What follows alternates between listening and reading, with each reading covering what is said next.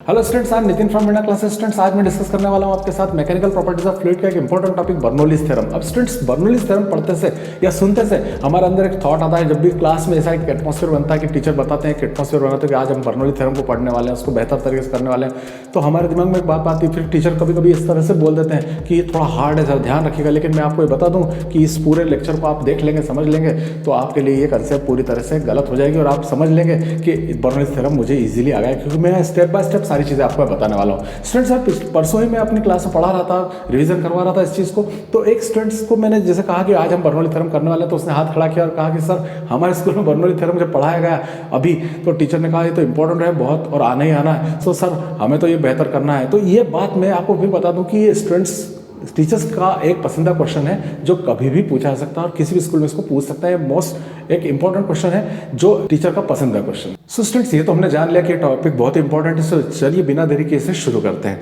Students, रही बात इसके नोट्स की, तो वो मैंने आपको ऑलरेडी प्रोवाइड करवा दी, जिनके लिंक डिस्क्रिप्शन में दी हुई है, आप इसे डाउनलोड कर सकते हैं। और स्टूडेंट्स, यदि आप चैनल पर नए हैं तो इस चैनल को सब्सक्राइब कर लीजिए ताकि आपको नोट्स और साथ में सारे लेक्चर्स 1 बाय 1 मिल सके। और स्टूडेंट्स, हमने जो टारगेट जो है सेट किया है 2000 सब्सक्राइबर का, इसको कंप्लीट करने में हमारी हेल्प कीजिए। स्टूडेंट्स, यदि आपको मेरा वर्क अच्छा लगता है तो आप उसके लिए आप कुछ डोनेट भी कर सकते हैं। स्टूडेंट्स, चलिए जान लेते हैं हमारा लेक्चर शेड्यूल आज क्या है। आज का हमारा लेक्चर 13 है स्टूडेंट्स, और जैसे मैं आपको बता ही चुका हूं कि वो बर्नौली थ्योरम है। यदि आपने इसके प्रीवियस लेक्चर्स को नहीं देखा है तो लिंक डिस्क्रिप्शन में दी गई है, इसे आप चेक कर सकते हैं, जाके उन वीडियो को देख सकते हैं। सो स्टूडेंट्स, बर्नौली थ्योरम बहुत इंपॉर्टेंट टॉपिक है। बिना देरी के चलिए शुरू करते हैं। बर्नौली थ्योरम है क्या? इस बर्नौली थ्योरम में मैं आपको बताता हूँ कि जो है एक नॉन यूनिफॉर्म पाइप है जिसके अंदर एक आइडियल फ्लूइड स्ट्रीमलाइन फ्लो में जो है बह रहा है। तो यहाँ पे दो नई बात आ रही, एक तो स्ट्रीमलाइन फ्लो, दूसरा आइडियल। दोनों बातें मैंने पिछले लेक्चर में आपको बता दी, आप उन्हें जाकर देख सकते हैं। स्टूडेंट्स, यहाँ पर मैं एक चीज़ और भी इस्तेमाल करने वाला हूँ, वो है एनर्जीज। एनर्जी कौन कौन सी? काइनेटिक एनर्जी, पोटेंशियल एनर्जी और प्रेशर एनर्जी। इन तीनों एनर्जियों को मैंने एक सेपरेट वीडियो में पढ़ा दिया है, आप उन्हें देख सकते हैं ताकि आप बर्नौली थ्योरम को प्रिसाइजनेस के साथ कंप्लीट कर पाएंगे। स्टूडेंट्स, अब हम देख लेते हैं बर्नौली थ्योरम। तो बर्नौली थ्योरम को कैसे कंप्लीट करेंगे, पहले मैं आपको ये बता दूं कि हमारा जो है किस प्रकार का फंडा होगा कि हम इसको कंप्लीट कर सकें। तो सबसे पहली बात होगी, हम इसमें एक इंट्रोडक्शन देंगे, बर्नौली कौन थे, फिर हम बर्नौली थ्योरम के बारे में बताएंगे। सेकंड पार्ट ये होगा। थर्ड पार्ट हम डायग्राम बनाएंगे, उसका डिस्क्रिप्शन लिखेंगे, और फोर्थ पार्ट में हम उस डेरिवेशन को 1 by 1 step by step complete करेंगे। सो स्टूडेंट्स, इसके हम इंट्रोडक्शन की बात करते हैं। तो यहाँ पर आप देखें, स्विस फिजिसिस्ट, ये स्विट्जरलैंड को बिलोंग करते थे, इनका नाम था Daniel Bernoulli.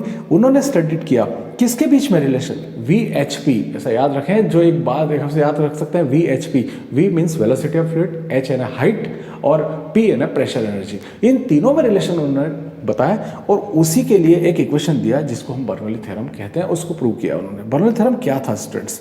According to this theorem, इस थ्योरम के according, when non viscous and incompressible fluid, non viscous और इनकॉम्प्रेसिबल मीन आइडियल फ्लूइड, तो हम ऐसा भी कह सकते हैं, when ideal fluid flows in non uniform pipe in streamline. So every points, इसके हर पॉइंट पे, किसके? उस पाइप के एवरी पॉइंट पे, उसके हर पॉइंट पर, उस पाइप के हर पॉइंट पर प्रेशर एनर्जी, काइनेटिक एनर्जी और पोटेंशियल एनर्जी का सम हमेशा कांस्टेंट रहता है। इसी को हम बर्नौली थ्योरम कहते हैं। बर्नौली थ्योरम के लिए एक इंपॉर्टेंट बात और भी बता दूं कि यहाँ पर हमें पर यूनिट वॉल्यूम पे इन तीनों एनर्जीज को देखना है। तो मैं यहाँ फिर एक बार बता दूं, at every point on its path total energy पर unit volume remain same. Total energy पर यूनिट वॉल्यूम रिमेन सेम। और वही बात को हम यहाँ पर जो हमने इक्वेशन बना के रखी है उसको हम बोलना चाहें तो कैसे बोलेंगे बर्नौली थ्योरम को, कि sum of per unit volume pressure energy, kinetic energy and potential energy is always constant. ये भी फॉर्म इसका बोल सकता है, यही हमारा बर्नौली थ्योरम है। तो बर्नौली थ्योरम के 2 पॉइंट्स हम कर चुके हैं। एक में हमारा इंट्रोडक्शन था कि कौन थे और किन किन के बीच में रिलेशन दिया। सेकंड की बर्नौली थ्योरम की इक्वेशन क्या है, उसको किस तरीके से हम बोलेंगे, वो हमारा सेकंड पार्ट था। अब स्टूडेंट्स, हम डिस्क्रिप्शन के लिए डायग्राम के पास आते हैं। डायग्राम हमारे पास यहाँ बना हुआ है, देख रहे हैं आप, एक नॉन यूनिफॉर्म पाइप देख रहे हैं और काफ़ी सारे कॉन्स्टेंट वहाँ पे मैंने यहाँ पे मेंशन किए हुए हैं आपको। तो मैं 1 बाय 1 आपको उन सब कॉन्स्टेंट्स को बता देता हूँ। देखिए, MN हमारा जो है नॉन यूनिफॉर्म पाइप है। M के पास area of cross section A1 है, N का area of cross section A2 है। जब फ्लूइड उसके अंदर एंटर कर रहा है तो उसकी वेलोसिटी V1 है, और जब वो आउट हो रहा है उसमें से तो उसकी वेलोसिटी V2 है। M पर फ्लूइड पर प्रेशर P1 है, जबकि आउट होते समय प्रेशर P2 है। M पोर्शन की जो है सरफेस से हाइट H1 है, और पी एन की H2 है कि ये हाइट क्यों लेना पड़ रहा है, क्योंकि हमें पोटेंशियल एनर्जी की बात करना, पोटेंशियल एनर्जी हाइट पर डिपेंड करती है, ऑब्वियसली हाइट हमें ज़रूरी यहाँ पर लेना होगी। सो स्टूडेंट्स यहाँ पे आपने ये सारा डिस्क्रिप्शन देख लिया, ये डिस्क्रिप्शन ही हमें लिखना है इस डायग्राम के साथ साथ कि m पर क्या क्या है, n पर क्या क्या है। एक बार देख लें आप, m पर एरिया क्रॉस सेक्शन A1 है, वेलोसिटी V1 है, प्रेशर P1 है और हाइट H1 है। सारे 1 फैक्टर m पर है, सारे 2 वाले फैक्टर n पर है। प्रेशर P2 है, वेलोसिटी फ्लूइड की V2 है, एरिया क्रॉस सेक्शन A2 है और हाइट है H2। ये सब बातें हम डिस्क्रिप्शन में लिख देंगे। Mn is non uniform cross section pipe in ideal fluid of density D is flowing in it. यहाँ पे एक बात जो हम मिस कर रहे हैं वो है डेंसिटी। तो यहाँ पर जो लिक्विड उसके अंदर फ्लो हो रहा है स्ट्रीमलाइन फ्लो में, उसकी डेंसिटी को हम D लेकर चल रहे हैं। सो स्टूडेंट्स यहाँ अब देखते हैं, हमसे कहा गया है कि एट m और एट n, ये भी हम पढ़ के देख लेते हैं क्या कहा गया है। वही बात जो मैंने आपसे कही थी अभी डायग्राम को दिखाते हुए कि m पर सारे 1 1 वाले फैक्टर है वो यहाँ लिख दिए इन्होंने यहाँ पर, और जो n पर सारे 2 2 वाले फैक्टर्स है वो यहाँ पर मेंशन कर दिए हैं। सो स्टूडेंट्स यहाँ पर ये जो है लिखने और डायग्राम के डिटेल्स का पार्ट यहाँ पे कंप्लीट होता है। अब हमारा स्टार्ट होता है डेरिवेशन, वही एक इंपॉर्टेंट पार्ट है। स्टूडेंट्स यहाँ मैंने स्टेप बाय स्टेप 1 बाय 1 हर चीज़ को अलग अलग मेंशन किया है। थोड़ा सा बड़ा ज़रूर हो जाएगा लेकिन सारी स्टेप्स यहाँ पर क्लियर हो जाएंगे, अपनी मेमोरी में आप इसको अच्छे से स्टोर कर लेंगे। सो स्टूडेंट्स यहाँ पर हम देखते हैं कि अब हम डेरिवेशन को स्टार्ट करते हैं। तो यहाँ हम जब फ्लूइड को अंदर भेज रहे हैं तो हम वर्क कर रहे हैं, तो मैं यहाँ लिख देता हूँ वर्क डन एट m।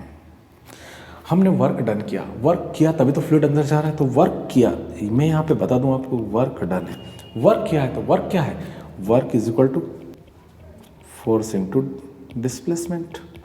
अब यहाँ फोर्स तो हमारा जो है F है, डिस्प्लेसमेंट वेलोसिटी के सेंस में V1 है। वहाँ पे जब m पर है हम बात कर रहे हैं m की, वहाँ सारी 1 वाली टर्म है तो F इंटू V1। लेकिन फोर्स नाम का फैक्टर वहाँ पे हमारे डायग्राम में कहीं था नहीं, इसलिए फोर्स की पर्टिकुलर वैल्यू नहीं है। तो हम एक काम करते हैं, फोर्स की वैल्यू फार्मूले से बना लेते हैं।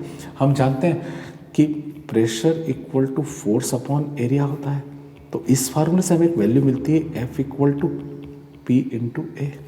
तो यहाँ पर आप देख रहे हैं कि उस M पॉइंट पे प्रेशर भी था, P था, एरिया क्रॉस सेक्शन भी था A, और वहाँ पर ये दोनों पॉइंट्स P1 और A1 के रूप में थे। तो हम F के प्लेस पे लिख सकते हैं P1 into A1।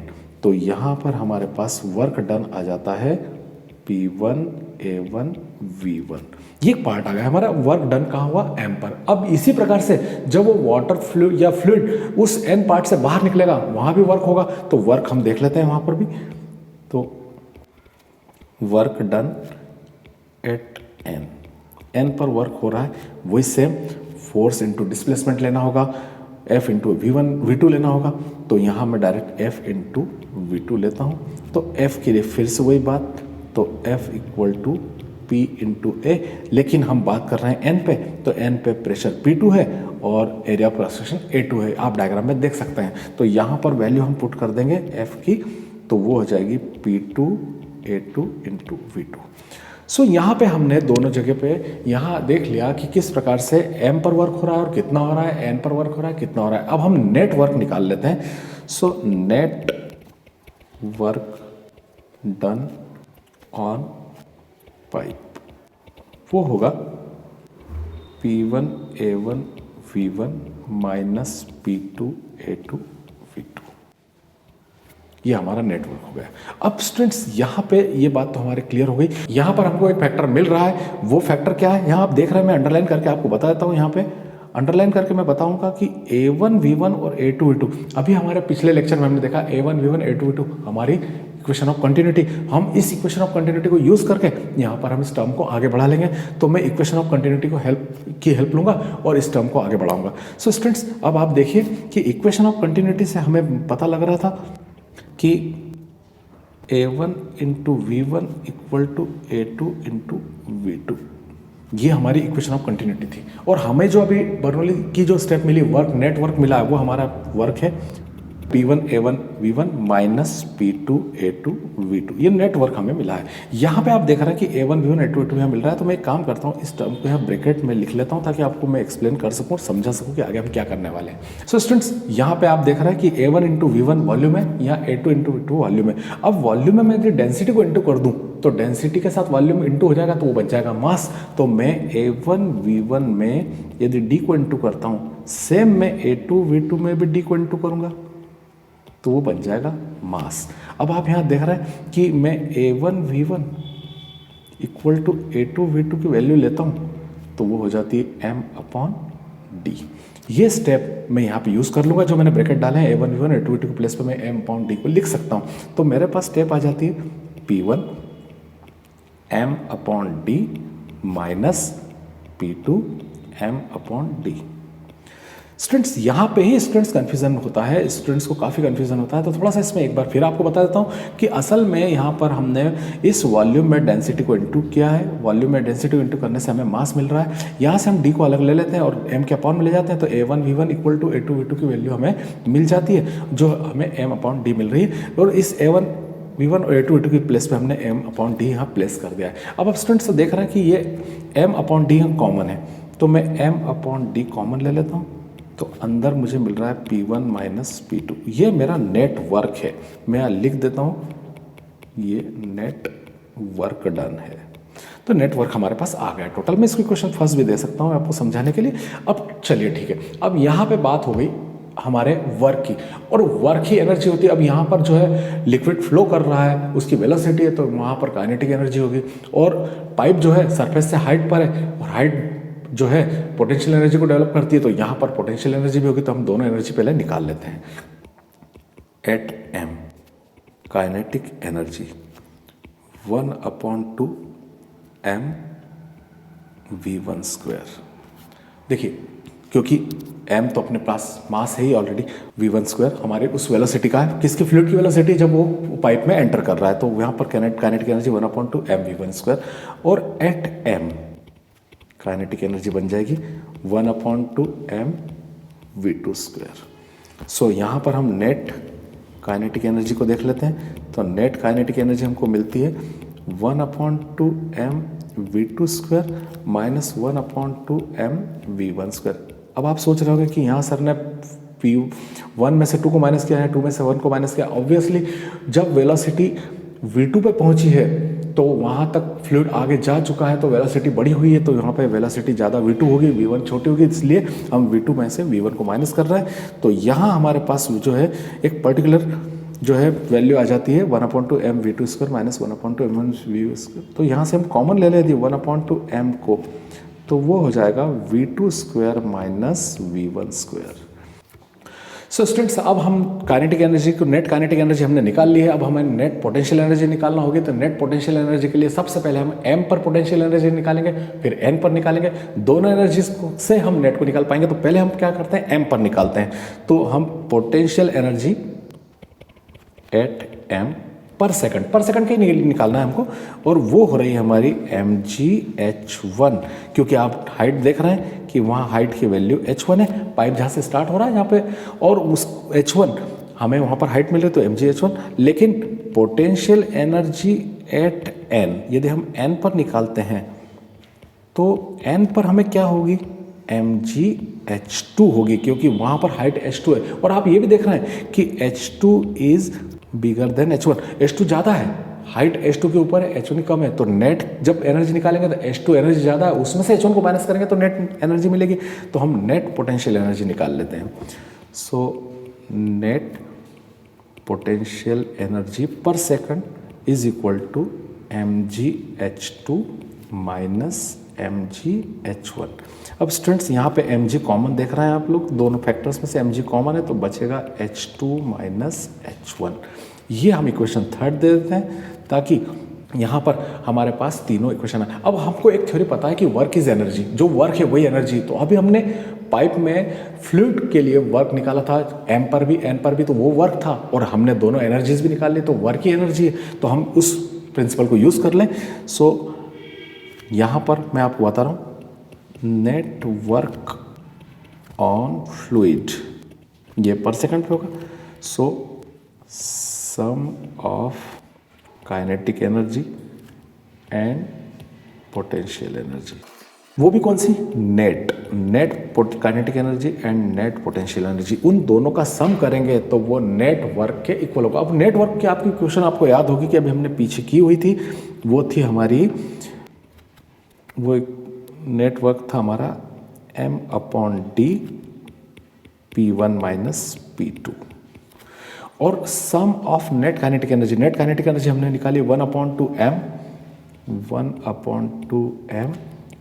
V2 square minus V1 square plus net potential energy वो भी हम निकाल चुके हैं, वो है mg H2 minus H1। Students ये वाली स्टेप आप जरा ध्यान से देख लीजिएगा क्योंकि यहीं से कहीं कन्फ्यूजन खड़ा होता है और कन्फ्यूजन के कारण स्टूडेंट्स नीचे के स्टेप्स गलत करने लगते हैं। तो ये आप स्टेप ध्यान दीजिए कि पहले हमें नेट वर्क निकालना है, फिर नेट पोटेंशियल एनर्जी निकालना है, फिर नेट काइनेटिक एनर्जी निकालना है, फिर नेटवर्क की वैल्यू को पोटेंशियल एनर्जी और काइनेटिक एनर्जी के सम के इक्वल कर देना है। सो स्टूडेंट्स मैंने यहाँ पे उसी स्टेप में किया हुआ है। अब आप देख रहे हैं स्टूडेंट्स कि यहाँ m/d में एज इट इज लिख रहा हूँ, P1 माइनस P2 भी लिख रहा हूँ।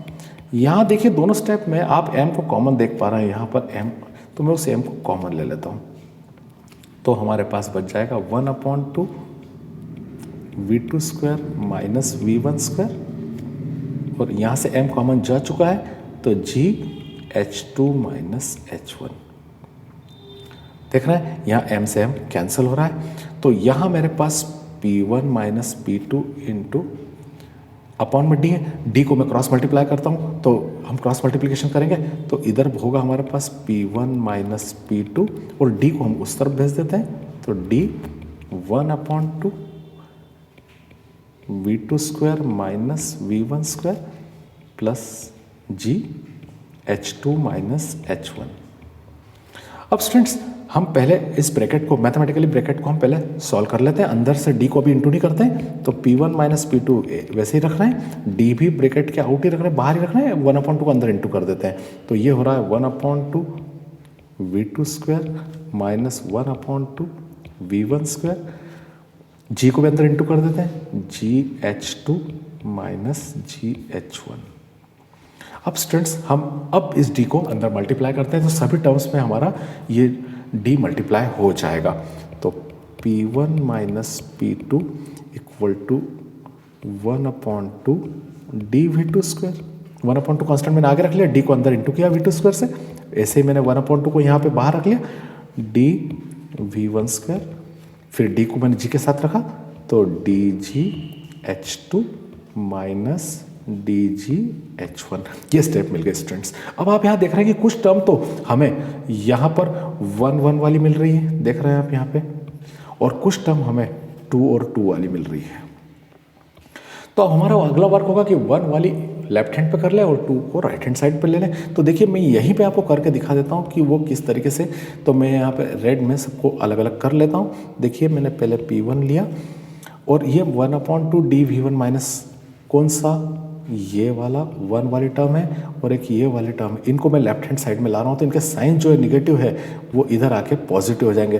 तो यहाँ पर आ रहा है तो वो इस तरफ आने पर क्या हो जाएगा, माइनस का 1/2 हो जाएगा प्लस का 1/2 dV1 स्क्वायर और dgH माइनस का वो प्लस हो जाएगा dgH1 इज इक्वल में अब सामने P2 की टर्म रख देते हैं, 2 वाली टर्म रख देते हैं, ये माइनस का P2 है, माइनस का P2 आप देख रहे हैं यहाँ पर है माइनस का P2, उसको राइट हैंड साइड में ले जाएंगे तो वो प्लस का P2 हो जाएगा, प्लस का P2 हो गया। साथ में जो टर्म है H2 वाली या P2 वाली, उन दोनों को भी हम देख रहे हैं वो प्लस में है, कौन कौन सी, देखिए यहाँ पे ये टर्म प्लस में है और ये भी टर्म प्लस में है, इनको हमको एज इट इज़ रखना है बस केवल। तो यहाँ पर हम रख देते हैं उसको plus 1/2 dV2 square plus dgH2।